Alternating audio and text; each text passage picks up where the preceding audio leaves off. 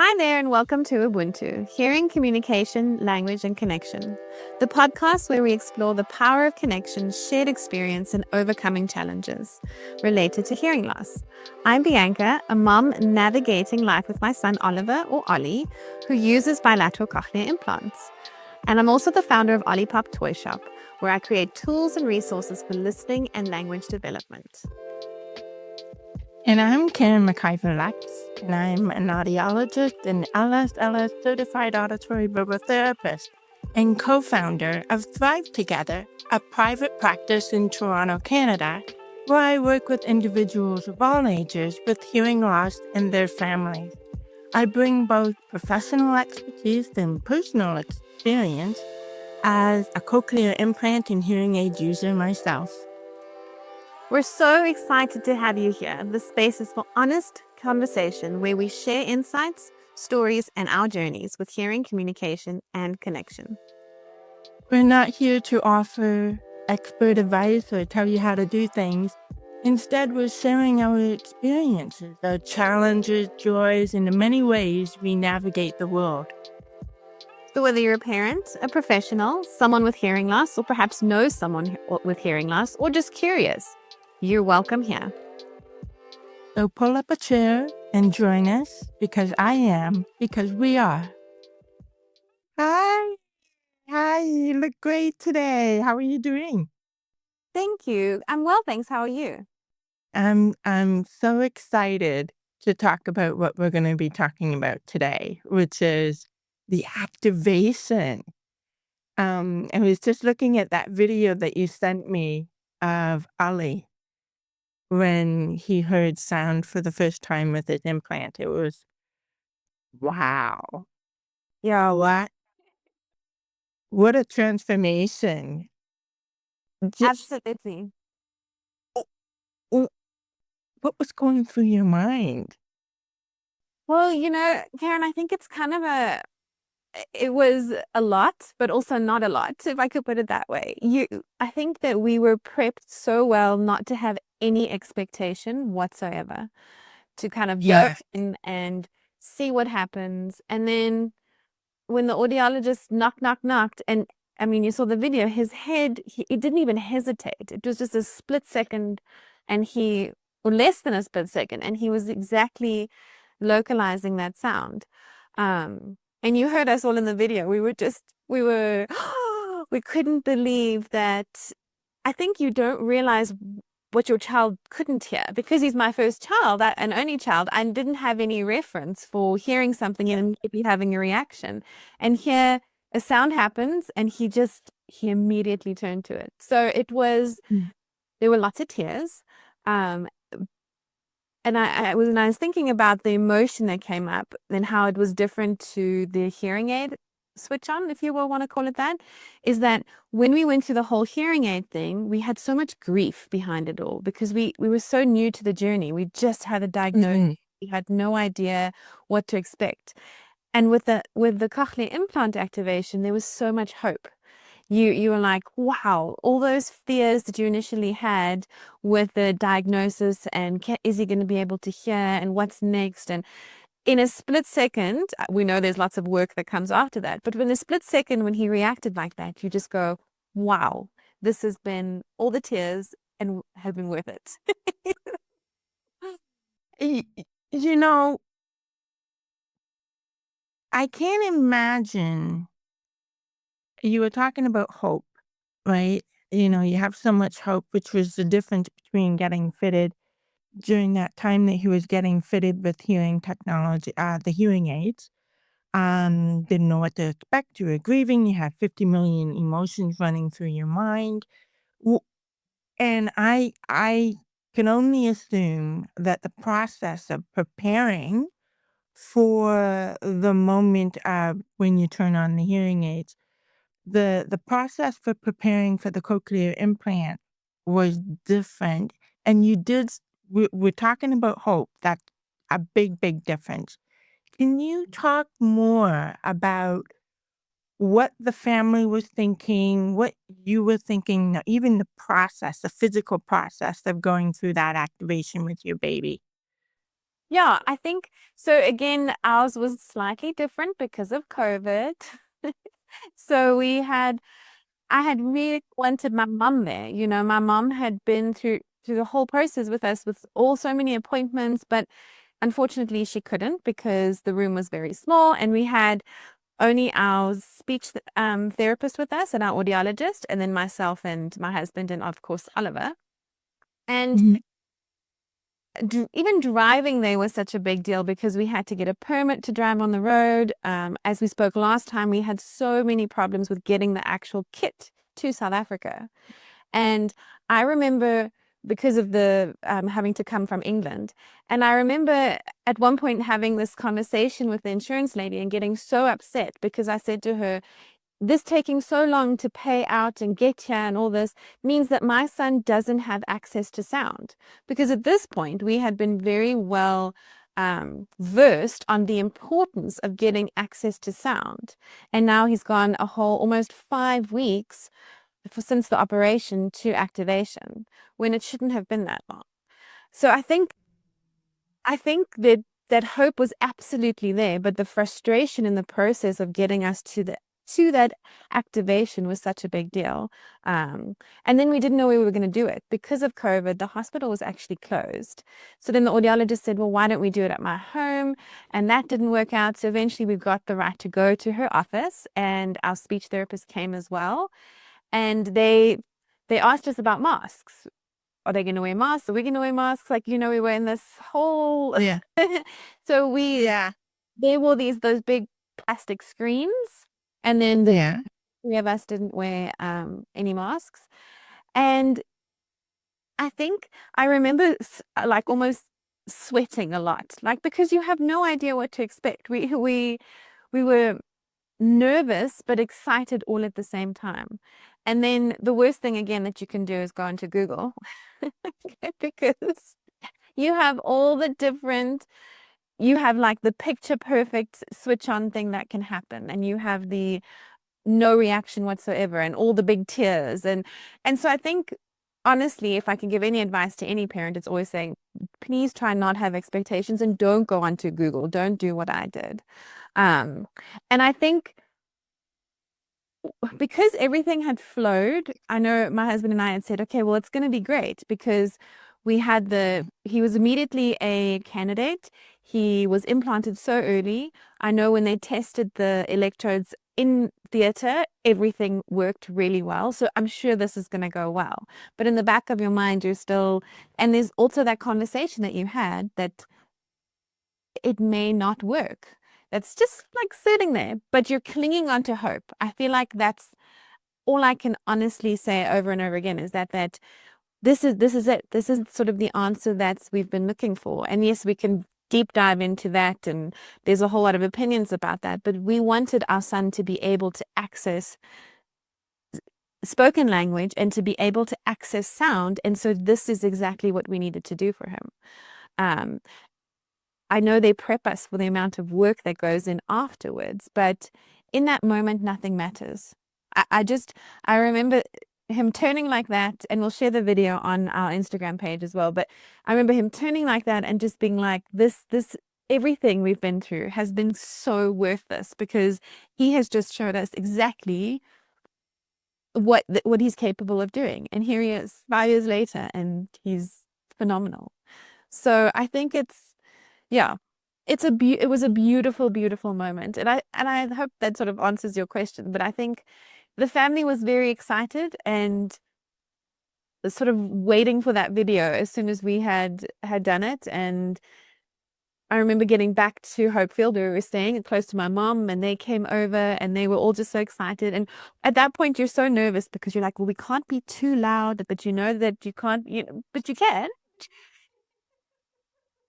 So, you know, everyone's trying to be so careful. He's not used to this. How much are we allowed to speak? And but we found our stride very quickly, I will say. You found your stride very quickly. And that is kind of okay. This is what I want to explore a little bit more. Because you found your stride quickly. What did that mean, Bianca? So that was something that we actually prepped before in that time.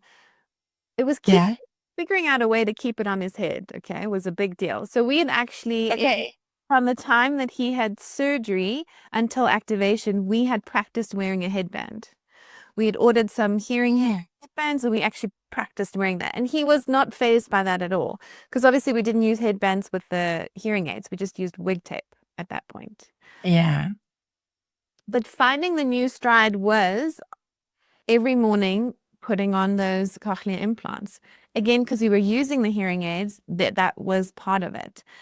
I think also celebrating every tiny little thing was part of finding our stride. And I know that it's, I remember having friends, one of my best friends, she had her baby 4 months after Ollie. And she couldn't, no one gets this because I don't have another baby to compare it to, but I can compare it to my friends. And when my sister had a baby now as well, and you can hear how they just localize sound. And oh, sorry, so that's, yeah, see, and how they, when they hear something, how they react and how they get a fright. And that is not something Yeah. I've ever seen Ollie do. Ollie had never gotten a fright before, that startle reflex, because not from sound anyway. And even, I'm going to be very honest, I'm not really sure there was any other time because we were just always with him. Um, Yeah. Yeah. Yeah. so seeing a baby get a fright for the first time because of a sound is quite an interesting thing to see, because we had not seen that with him. But as you said so beautifully, when he heard with his cochlear implants, he came alive, and he was so relaxed, yet at the same time so much more aware of his environment. It just added a whole another level to it. So Yeah. you and I've completely forgotten what you've asked me. Sorry. Oh, finding our stride. So finding our stride was celebrating all those tiny little wins. Okay. Was celebrating all those tiny little wins, finding the new idea of when he goes to sleep, they come off. When they come, when he's awake, they get put on.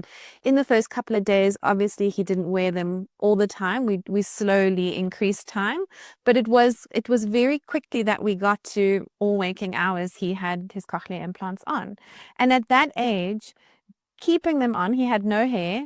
So the headbands worked wonderfully, and he had started crawling in the time that he had his operation to the time that he had his activation. So he was a Mm. ball, yeah. So that was something.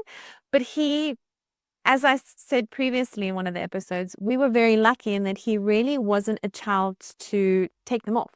I hear about a lot of parents where they throw their, between the age of 18 months and 2 years, we had a bit of but I think that was more of a defiance moment, and learning who he was more than not wanting on. He figured he figured out how to get a reaction from you. That's it. And that is a beautiful moment in child development. Everybody, come on. But not mhm, not as beautiful for the parents. Okay, I get that. When I see Yes. when I see defiance in children, I love it because it shows me their will. It shows me that they understand how to get what they want and they're gonna do it. Yes. Yes, that is very valid. And then, of course, I remember this is not fast forward, but when he did throw them, he would quickly go over to them, pick them up, and bring them back to put them back on. So it was never that he didn't want them. As you said, it was that reaction that he got out of us. So, so that was kind of finding our stride. Obviously, we were doing ABT, and in those first couple of weeks afterwards, I think we mapped 3 times a week for a month, um, if I remember correctly. And then it would go to every second week, and then it would go, very slowly. So I know, as our audiologist explained to us, it was a very slow process, and I think it was good for him. I can imagine going up very quickly or changing that very quickly would have caused a lot of distress for him, I think. You know, now I'm gonna step in and share my experience because I was writing it down, writing the notes down on my cell phone. If you saw me writing down, I was writing down because you talked about three main things. Um, Google, the process before the activation. You gave very, very good advice. From a This is advice that I would give as a professional, and I would also give this advice as a person um, who got implanted. So finding your stride with the second thing and the frequency of sessions. So I'm going to try and match that. First of all, I knew what was going to happen with me. I had everything happened on schedule for me. I went home. So I was in Freiburg, Germany, and then we drove home, which was, I don't know, I can't remember, an 8-hour drive to Berlin. And home for me was Berlin because that's where my husband's family is. And we were staying with them.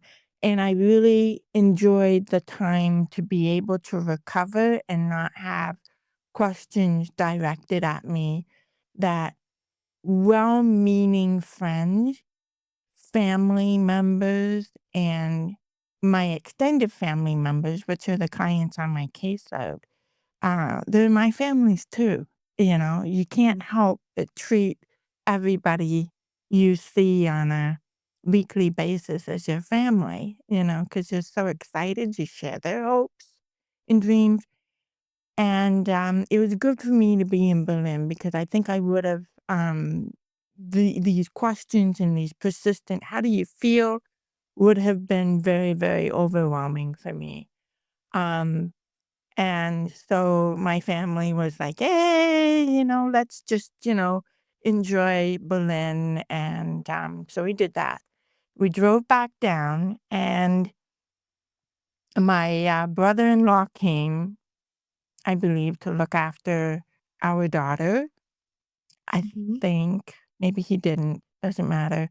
Anyway, we had family present there in the background waiting if we needed them. That I appreciated. They weren't hovering around me. They were there if we needed them. Um, Now, my cochlear implant surgeon happened to be in the activation session because she had the day off, and she was very, very good friends with my therapist. And my therapist, I flew from Toronto, Canada, just for a whole week of the activation process. Now, at this particular center, we were activated over 1 week to reach full stimulation levels, or as close as we can get them. Full stimulation meaning um, the cochlear implant is working hard enough to give you all auditory access to all the sounds of speech so that your brain can figure out what to do with it. I did not go onto Google, but I had seen many activations, and I knew that it was going to be different for everybody. But I had a scenario all planned out. I'm thinking about myself, and I'm thinking about how fabulous I am, how good of a listener I am, how everybody said, wow, Karen, if you can hear with just a little bit with your hearing aids, like if you hear like, um, oh my goodness, one grape and you can taste it and explore the world of flavors with one grape. What can you do with a fruit platter? And this is what the implant is going to give you. And I was thinking, wow, I'm going to understand speech. It's going to sound distorted. Don't worry about that, Karen. But you are going to understand everything because you're that good. Okay? It sounds cocky. it sounds mean. And I don't mean it to sound mean or cocky. I really don't. But this was an expectation I have for myself, and I set the bar really, really high. Big, big mistake. Because the fact of the matter is, the activation itself, I might have pushed myself to respond or to say a sound was comfortably loud when it was actually really loud. And so that creates inaccuracies in mapping. You rush it too hard for your brain. And so when the implant turned on, everybody waited and everybody waited for my therapist to say something. Um, I chose him just because he is was my person, and he knew me longer than anybody else in that room, including my husband, because I went to his therapy program when I was 11, 12, 13, 14.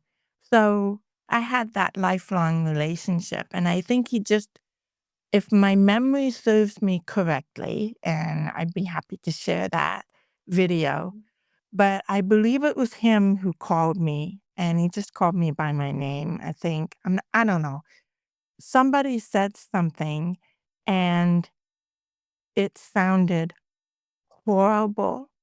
It sounded horrible. What do I mean by horrible?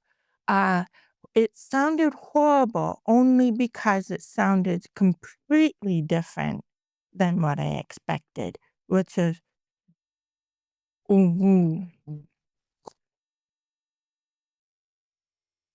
and it was so quiet, and I could barely hear anything. And here I am. I know somebody's talking to me. I wouldn't have recognized it as a voice, really. It was so foreign sounding. And so my expectations, well, went from here crashing down to everything melts. And the devastation that I felt was very hard for me to get over. And I, even though I heard, but the devastation, my reaction, my disappointment was so strong that I was speechless. And my therapist kept persisting, or somebody kept persisting, and I just didn't know. And they thought I wasn't hearing anything. And so they kept getting loud. And I'm just like, and everybody's very nice and everybody's sweet. And as the session goes on, it was like everybody else is moving on at their pace and they're doing their thing, and everybody's okay with what they're seeing. They think it's exciting. But for me, it felt like I was a couple of steps behind, a couple of scenes behind life that was actually happening at that moment. And then because I was so devastated, the tears were there, and I was really trying hard not to fight, trying hard not to let them come. So they were tears of devastation, and what did I do to myself? And um, and at that moment, I'm thinking, Karen, like, calm down, this is okay. You know this, but I couldn't. It was just like I had two personalities, a multiple personality thing going on, and it was scary. And the professional part of me was gone.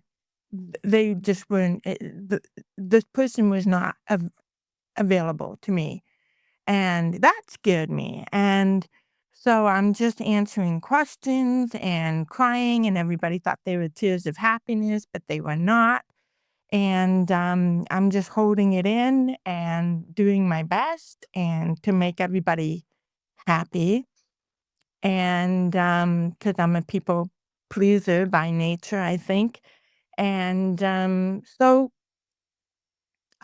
remember thinking to myself, Karen, just get through this appointment, finish it, and then we're going to go back to the hotel. And I knew that wasn't going to happen because another reason why my surgeon was there was because my therapist is a world renowned auditory verbal therapist. We looked at him being at the hospital as a training opportunity for the other oral rehab practitioners who were in the program. And there were quite a few. I think there were about 20 people. Like, that's how big the program is. And I think not only had therapists, they had social workers, they had music therapists, they had occupational. Everybody wanted to see Mr. Warren Estabrook. And I was very excited for them too, but I really didn't want to. I said to Warren, I said, I don't think we should do this session. I said, I won't be able to do a thing. And I'm not so sure I can make you look good. And he says, what do you mean make me look good? He says, it's not about me. It's about the learning process. And he says, it doesn't matter how you look. He says, it doesn't matter. This is life. What do we do with that? He says, Karen, you're going to do just fine. Come on, give it a try. And I said, okay, and I sat down and um, so now we go into the finding your stride part. Um, it was interesting because if I would have had my way, Bianca, and I'll be very, very honest, if I would have had my way, I would have gone back to the hotel room and asked everybody to go about their day. I would have locked myself in that room and taken the implant off. And I that would have been, and I knew that that would have been the worst thing to do. But I really needed somebody to, I just didn't see what the benefit was in wearing this implant. I really didn't, not for me. And that is why it was so good that my therapist was there, that we paid for him to come, that we paid for this, that we boom, boom, boom, boom, boom, boom, boom, boom. And I wanted to make him I did something that I didn't want to do. And so my husband was filming and my daughter was there and she's coloring and she's sitting with my surgeon who is amazing. I think I got more help from her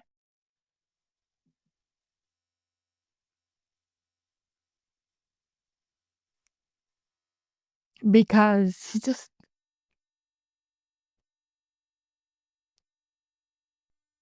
She was there, and she knew what she knew what mom needed too, hey? She did, yeah. And as you said, she has taught you so much, and that was exactly it.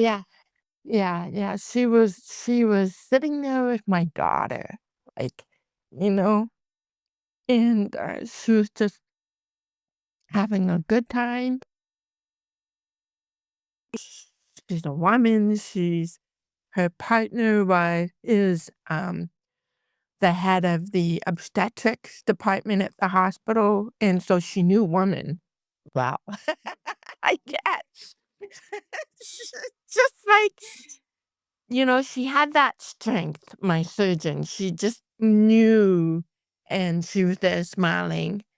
And I'm looking at my therapist thinking, oh boy, you better. I want to kill everybody. you know, I sat down and we did the session and everybody's watching and I just ignored. It didn't bother me that everybody was watching. It really didn't. I was excited for them, but I was so afraid of disappointing everybody. And so I sat down and my husband's there filming and Warren did his thing. And what was magical about it is that the therapy went as the therapy should go.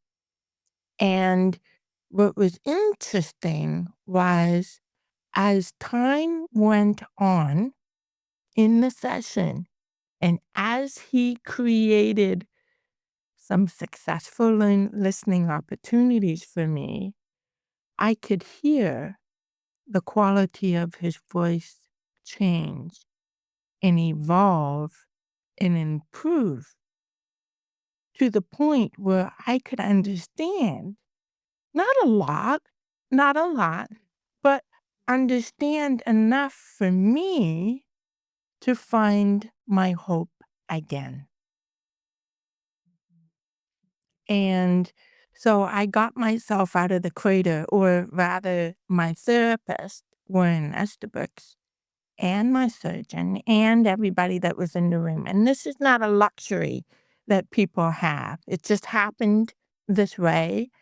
And and uh and that hope was the light at the end of the tunnel, and it kept me going, and I found my stride, and I started walking, and I started walking fast. And was like, "Okay, I can handle this, and this implant is gonna stay on." And I found my drive, my excitement. Now, can you imagine what would have happened if I didn't have a therapy session after that activation? Um, that is why I try to train audiologists who are doing cochlear implant activations to engage in therapy right away so that the client walks out of that session having that hope and the drive to keep the implant on. If I didn't have my therapist there, it would have turned out very, very differently. And for that, I am so grateful to my family and, and, and had the resources to be able to do that, you know? And, the therapists were there and they were learning and they would have been there too, but they would have been afraid to push me because they're like, oh, well, Karen has been, they knew me as well in my professional capacity and they would have been handling me like with kid gloves, if you will. Nice. And yeah, and then the frequency is key, I think. Um, because I was activated on Monday and then I returned after listening through 4 listening programs that got progressively louder. This is fast. Other places don't do it that fast, at least not in Canada, but that's how they did it in Germany. And so I came back the second day for another map, and I had better access, and the access put me into, um, a much better ability to understand and better auditory performance, for sure, and I could hear that difference, and that gave me even more oomph, oomph. Okay, so I quickly recentered myself, like as if you're on a GPS system and you look too far ahead in the future. I went back to see where I'm going, recentered my location, and saw myself making progress, if that makes sense. So I had another therapy session, and then the next day I believe that was Wednesday, so we had another session, activation. So each time I saw the audiologist, I had a therapy session right after. And it was so encouraging. It was so enjoyable. It was hard, um, but I could hear myself making progress. And that is what I think every implant recipient needs, is the opportunity to hear themselves make progress. And then on Thursday we had a break, but I still break from the hearing technology piece of it, which is activating and fine tuning. We did not see the audiologist that day, but we had a therapy session again. And I did worse, I think, on that day than I did the day before. Um, but I wasn't worried because the professional part of me, personality, came back and said, "Karen, up and down is good. It's okay. It's your brain going, I'm trying to prune the garden right now." And then on Friday, had another therapy session and an activation session. And then we went home. So I liked that frequency. So I had a therapy session every single day that week. And it's very similar to yours. You had 3 sessions a week? Bianca. It wasn't therapy though, it was just napping. We had therapy yeah. We had therapy at Okay. These, I, I like that way of because you're trying to get as complete auditory access as your body can allow you to have, and I think that's really important as quickly as possible.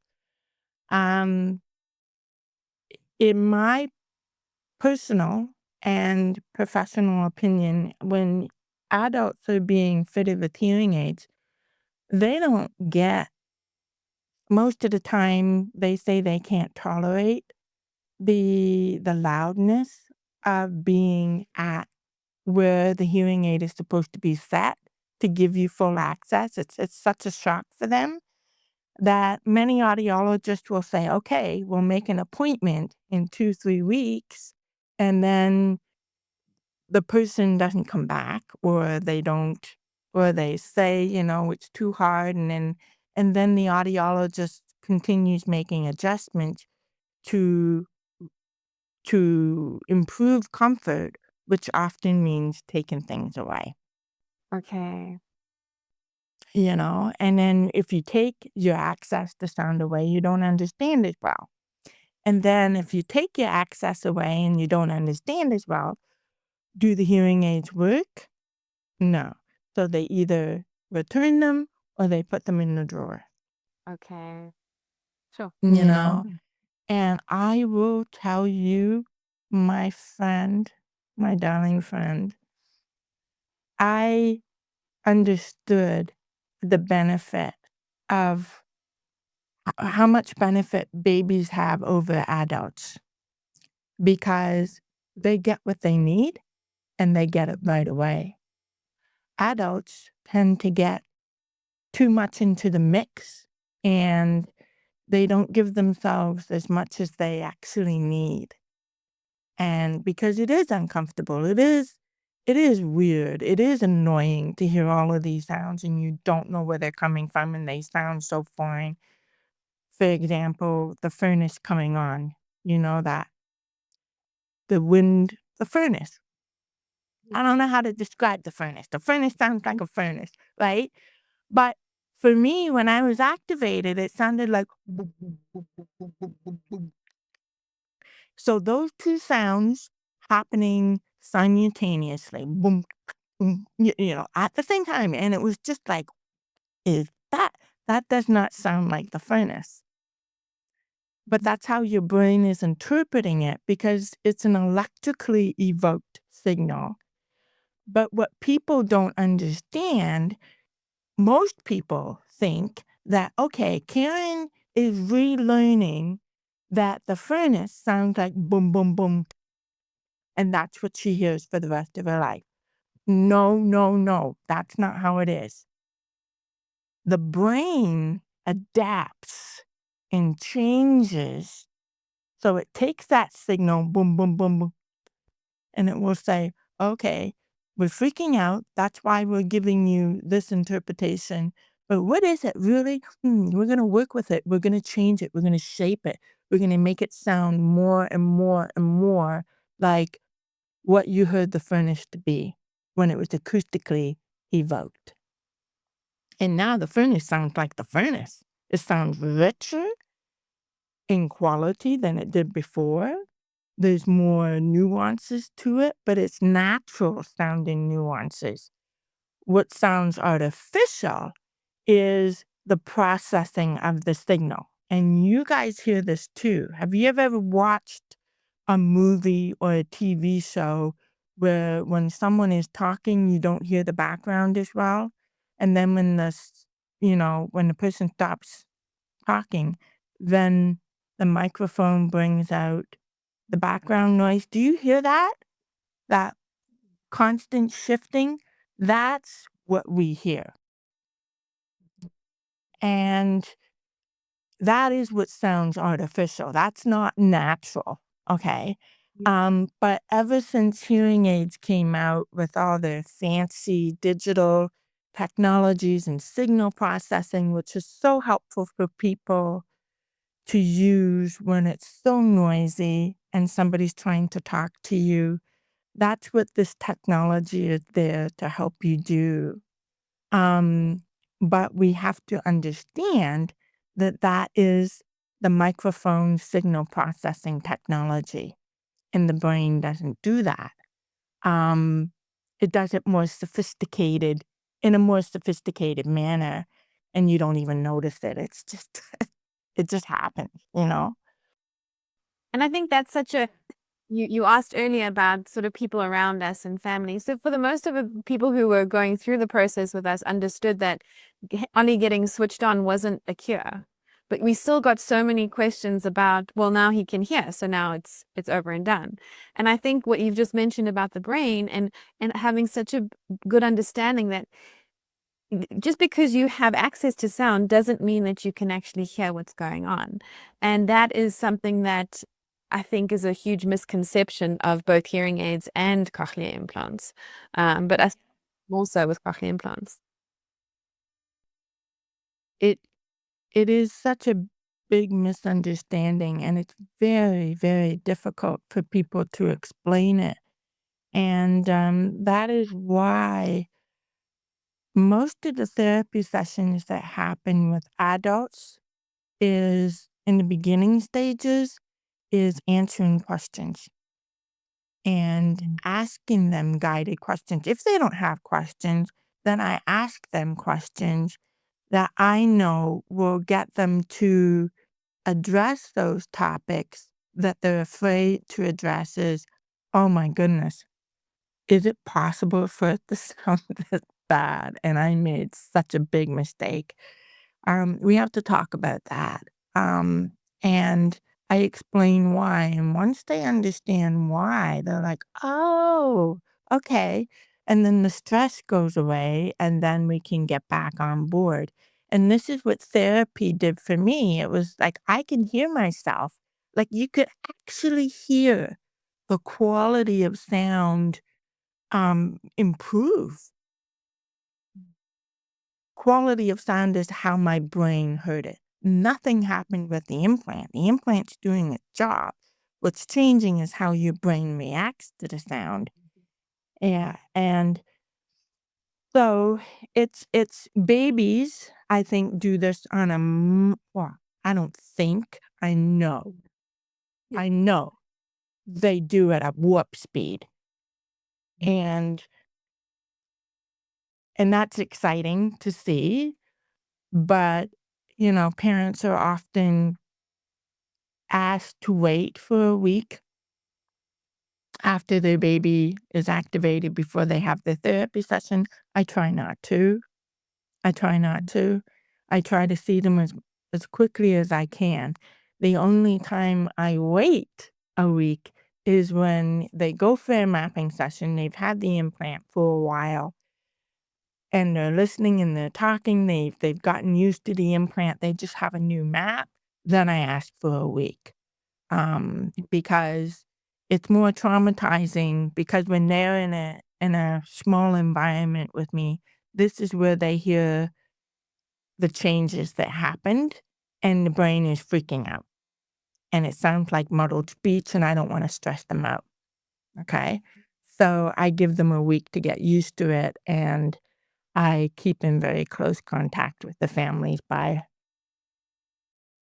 you know, and they send me pictures and stuff like that. So I talked a long time. I am so sorry, my friend. Interesting question from a baby's point of view. So if a baby has had access to sound with hearing aids, does that influence the cochlear implant activation or not? That, in the sense that I would not want to say use the word guarantee, but would you see different results than a child who didn't have any access to sound with hearing aids? No. Okay. Because it's a different mechanism, I suppose. Oh gosh. Well, that's such a good question, Bianca. Um, my my overall answer is we need to dive deeply into what the therapy, what aspect of the activation the therapy is better for. And so I'll break it down. Yes. Do children, so let's talk about, I think what I'm hearing you ask me is, do children do better? Do they respond better after having therapy when in their activation appointment? Do they understand more? Do they have better outcomes at the time of activation? Is that what you're asking me? Yes, Yes. those who've had therapy and or access to sound, because there's a lot of children that wear hearing aids and then they don't necessarily get access to sound, but they're still going through AVT, versus those who don't. No. Um, why? Because there are many kids who did um in- with with the hearing aids who did um I shouldn't say many. Half of them did really well at activation, and you would think, wow, they blew my socks off. Like, and I've seen kids, they get turned on and they're understanding everything in the open sat, which they weren't able to do that as well with hearing aids, but they did it. And they were like superstar performers. And then I've seen some superstar hearing aid performers go into a mapping session and get activated and not do well, you know? Um, and that's hard as a therapist because you want to think it's going to make the activation process so much better.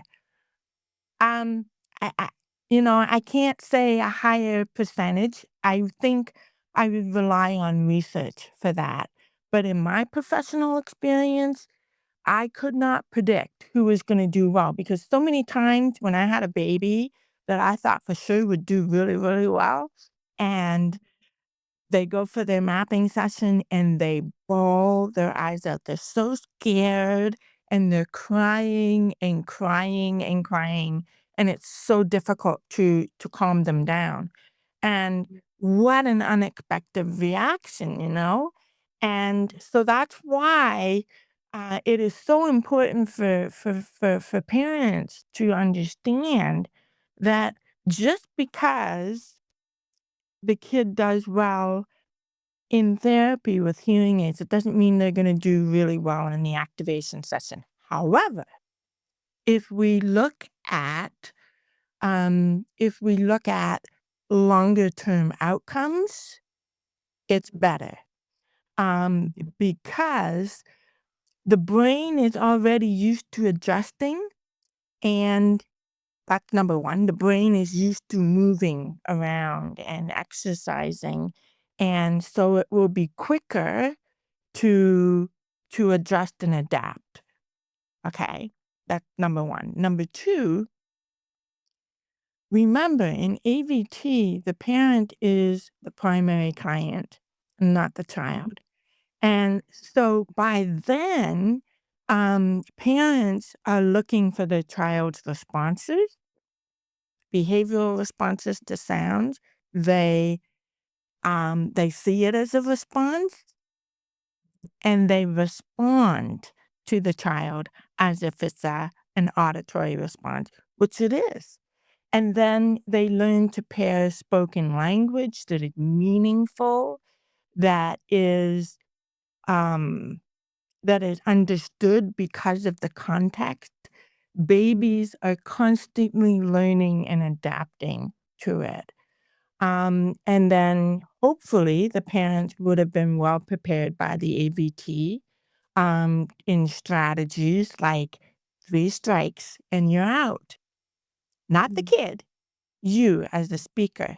If the child doesn't respond to their name, you're not going to be panicking after you've called the baby 3 times.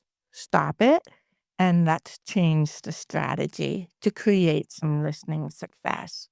So it's the parent guidance, I think, that they get in AVT that is the thing that matters. And the exercise and the listening attitude that you work so hard with babies, even when they don't hear anything with hearing technology, they do understand this. They understand that uh, you do this, you do this. And so when they get activated with an implant, they hear something and it's a shock. And then you do this and it's a smile and it's okay. Yeah. You know, I think that answers my question, and it was my understanding of the brain aspect of it as well, and obviously our training as the parents, as you say. But I'll be honest with you that if we didn't have the reaction that we did in the activation, I think as a parent, I would have felt quite defeated as well. And just in that moment, I know that it wouldn't have been a reflection of what was going on and going forward, but he had like a textbook type of reaction, that was a full body turn the second he heard that sound. And that was just like so much hope, as I said, for me, versus had that not happened, y- like you said, we were explained by the audiologist and the AVT, but that can't negate the feeling that I would have had, I think, if we hadn't experienced it that way. can I ask you a question? And that's fair. I think that's very fair. I think the audiologist would have been concerned too, because if you don't get a behavioral response, we're wondering, you know, it would have scared us too. Um, but what about what if Ollie would have cried inconsolably and would have been so upset? So towards the end of the session, he did start to cry, but it wasn't it was more of a just tired. And again, what the audiologist and speech therapist had explained to us is this is quite an exhausting experience. Then my notes are written here. I do remember that he was a horrible sleeper, but he actually slept quite a bit more, and he wanted to nap, and he wanted to have boob all the time as a comfort in those first couple of weeks too, which I think kept him close and all that. So had he cried inconsolably, I think I would have. The feeling I'm getting right now is like, uh-oh, is this hurting? Did we do something wrong? Was this the right thing to do? I think it would have brought up a lot of feelings of, so yeah, I think we would have had to work through those feelings, even though I think that I know this is now 5 years later, but as I've shared with you, with him recently having had a mapping change, I did have those feelings when he expressed the fact that sounds actually were hurting. And that was the feeling that I had. How can I have missed this as a mom, that he was hearing something that was actually causing him discomfort? It was, you know, so as a baby, when he can't actually speak to me and tell me what it is that's causing him discomfort, it would have been quite unsettling, I think. Yeah. Yeah. And and I can only imagine having that feeling. I mean, I had that feeling for myself. It's the worst feeling ever. And and that's why I think it's so important to have the a really, really good practitioner, whether it be an ABT, whether it be a teacher of the deaf, whether it be it doesn't have to be an ABT. It can be an audiologist. It doesn't matter what approach, communication, learning, early intervention approach you're using. At the end of the day, it's really important for expectations to be such that if the baby is crying, it's a really good response. Just please feel good about it. No, it's gonna be so hard, but it's a really good response because we want the opposite behavior. And, you know, and we're gonna do everything to make sure that the sound is comfortable. It's just a shock. That's. And we're watching it. And if it's a nice response where they look at you, that's great too. It's an opposite response. We're looking for the opposite behavior response. It's gonna be okay, and we're here with you. That's what I would do or say, but Bianca, you always have great ideas of what to say in these difficult situations or how a professional would respond. What would you say? Well, I think that we actually had, the whole Ubuntu thing comes back here again in the fact that we had such a great team. Both the AVT and the audiologist were amazing in how they explained this to us. And it's something that is so subtle, but it's that look. I remember after Ali, so as he in the video that I showed, he turned to the sound. But as we went through to more and more mappings, it was quite interesting. It's almost like Ollie associated the sound that he was hearing always with the audiologist, and it became a little bit of a joke because every time he heard something, he'd look straight at her. It was like, "You you did that," and it's that same thing that you just said. It's understanding is that if the parents understand what's going on, it probably would be very different too. So I know the audiologist and our speech therapist said to us, there is a chance that he could react with crying. Absolutely. They did explain that to us. And by the end of it, he was done. And I think that's where information, which I know I've spoken about before in our previous episodes, is so important to me as a parent. Tell me the facts. Tell me what can happen.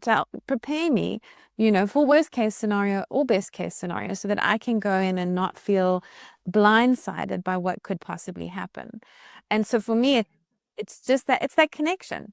And even as the audiologist and a speech therapist, or what you even just said, if this was my kid, I would probably feel the same way. But we know what's going on. We know that he's having a reaction, which is great. We know that he's hearing something, and there is. So I think that's how it played out. However, it doesn't negate the parents' feelings. No, no. But I like, again, as you said, it's an Ubuntu thing. And just anybody who has the honor of being present in the room um, when an activation comes on, or even in a therapy, any type of intervention. If you are in the room and you have the honor of being in there, you can't just sit off the side. Let's say it's the audiologist who's doing the therapy and the student is observing. The student is part of the process too, and they have to be involved because it is an Ubuntu thing. Because I know I've been observed a lot, and I've looked at those people for support. Oh my goodness me. And so I have to let my observers know that too. You come in here, you be on your game. Yeah, you're part of the process. And Yeah. yeah, be part of the process. Um and that's why, and then the family behind us. I think w- what was that like for you? I mean, I just had my husband, and my husband was well trained how to respond, and he was great. He was more interested in filming. He was busy. And with me and my daughter, it was different, and she was involved in the therapy sessions. I'll show you some sessions like that as well. But what was the family, the extended family like? I think we were so lucky in the how supportive everybody really was. Specifically, as I said, my mom and my stepdad. My dad was overseas, so far away, but constant checking in. But it is, I don't often know how to describe it other than it's so different, even if your loved ones are right there, because they're still not going through it quite the same as what you're going through it as the parent. And so, and I feel like sometimes you're also sort of trying to manage other people's expectations too, because they don't quite understand the whole process. And so I remember hope was the big emotion within the session, but I can close my eyes and I can still remember walking out of the office to the car and getting in the car and wanting to go to pieces and feeling a sense of relief that we wouldn't have to explain it didn't go like it didn't go according to plan or this and this.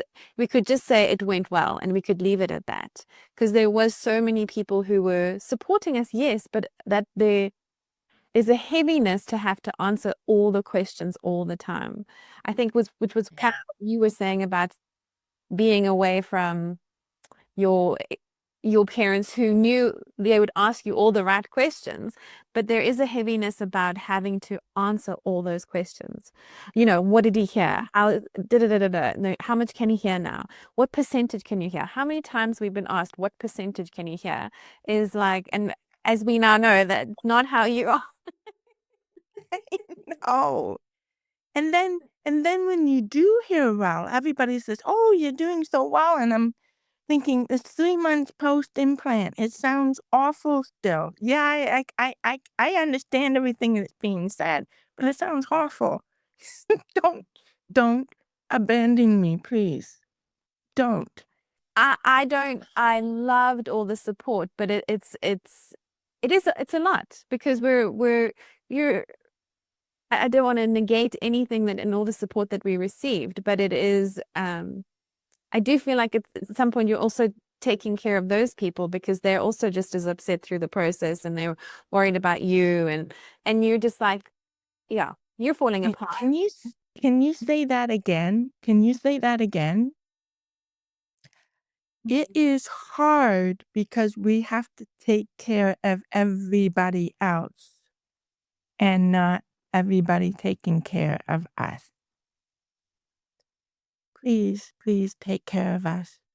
Please focus on the parents who are with the children, maybe not ask so many questions and just be there as a support and to help out. Um, I think that's more, we'll tell you. We'll Yeah. tell you. But yeah, I think, yeah, that's the best advice I could have. Yeah. And I do know that it comes from such a good place because people don't Mm. actually know what to do with their feelings around what you're going through. So something that's happened here in South Africa, I mean, and it's something that South Africans say, and it was like such a big trigger for me through the process, and even today. is when I'll say, yes, Ollie was born deaf. He wears cochlear implants. He's doing well. And then they'll look at you and they'll go, oh, shame. And it's a term that South Africans use. It's literally. It is. Oh, shame. And Exactly. it's almost positive. Yeah. Yeah. It is. They're caring. I know they don't know what to say, and it's a caring, it's an endearing almost. That's how they do it. Oh, shame. Yeah. Oh, And I'm shame. going, it's not a shame. He's doing so well, he's still this perfect little child that he was, he just hears a little bit differently to everybody else. And I remember when I shared this with family members and friends, and they'd be like, well, you just need to get over that because that's just your stuff. That's not, but the thing is, it's the judgment, I suppose. I sometimes felt that he can't do anything that he wants to do, and that's why you're saying, oh, shame. But he can do anything and everything. So that was your mind frame and how you responded. Yeah. Oh, this is something that we need to talk about because in another podcast, because sometimes we have to hear things. We hear things in a very, very different way than it was intended. And this is the big, big fear of professionals. And we're getting to the point now, I think, professionals, especially physicians, um, because they're so stressed out that it doesn't matter what they say, it's going to be misunderstood. And so they just better not say anything at all. And then that is interpreted as he doesn't care. And I'm just thinking, he does. Know, especially when things go wrong. And I'm not talking because they do, and we should also talk about that because I had a cochlear implant soft failure. And it's nobody's fault. Nobody's fault. But we have so much to talk about, my friend, and I am so glad that we get to meet as often as we do and to share our conversations, our Ubuntu process with everyone. So next week, Exactly. I think we have to stop there, otherwise we'll end up speaking all day. But next week, I think we'll chat a bit more about the early days of the implants. Go into a bit more detail regarding that, the adjustment, the therapy, and the people who support us that make the Ubuntu part of it. And sometimes it causes a little bit more stress than they want to. Hey, so when they tend to, I should put it that way. All right. Thank you very much, and we'll see each other next time.